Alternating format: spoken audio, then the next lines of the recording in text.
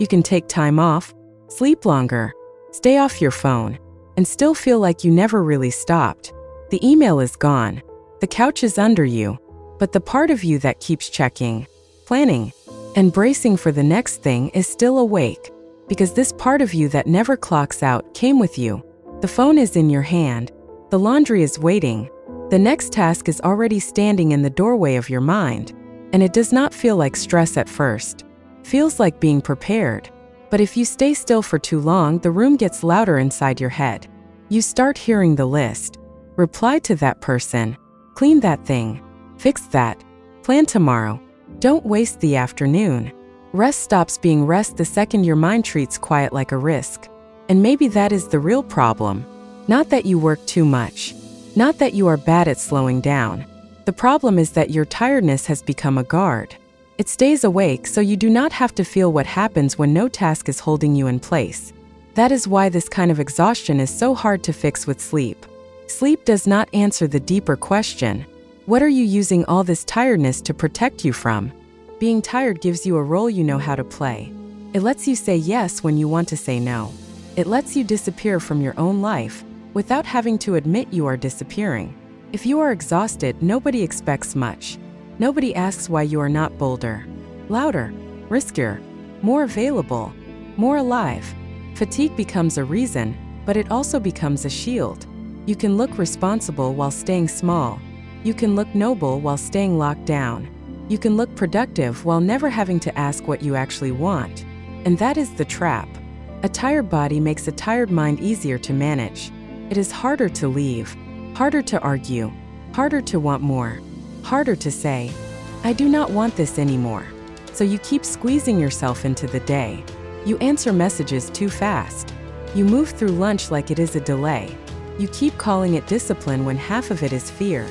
Fear of getting too far from the version of you that people already know how to use. Fear of having enough energy to become difficult. Fear of having enough life in you to stop being useful on command. The exhaustion is not only from what you do, it is from what the tired version of you helps you avoid becoming. What do you do with yourself when nothing is demanding anything from you? That question is where this gets uncomfortable, because for a lot of people, free time does not feel free. Feels suspicious. You sit down and suddenly you are cleaning, scrolling, planning, checking, organizing, inventing one more thing to handle. Not because the task matters that much, but because empty space starts pressing on the part of you that has been packed down for years. If your energy were not already spoken for, what would it rush toward first? Would you start wanting something you have been postponing? Would you finally get angry at the life you keep calling normal?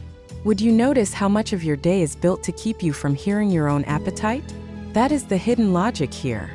The system does not always need to force you with a boss or a deadline. Sometimes it just teaches you to fear your own free energy. Because free energy can become desire, and desire can become motion, and motion can become trouble.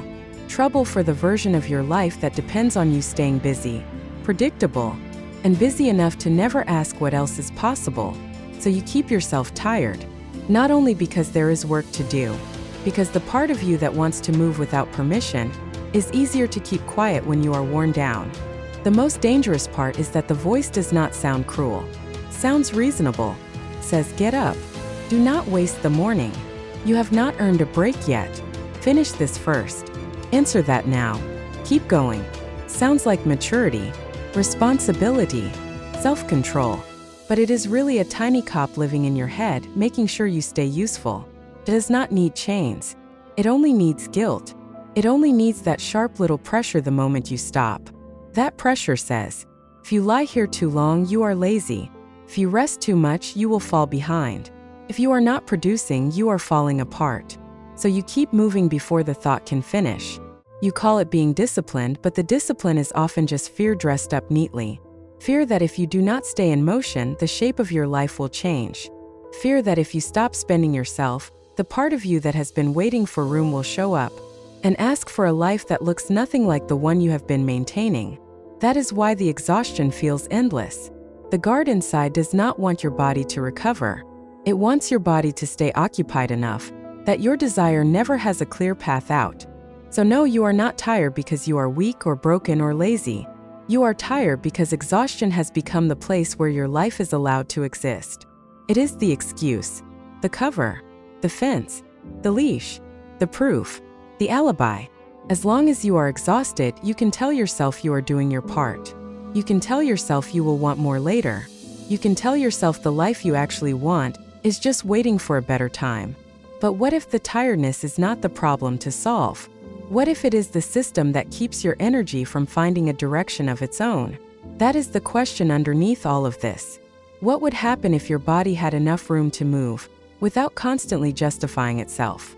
What would you stop tolerating? What would you stop calling normal? Who would you disappoint the second you were no longer too drained to make a change?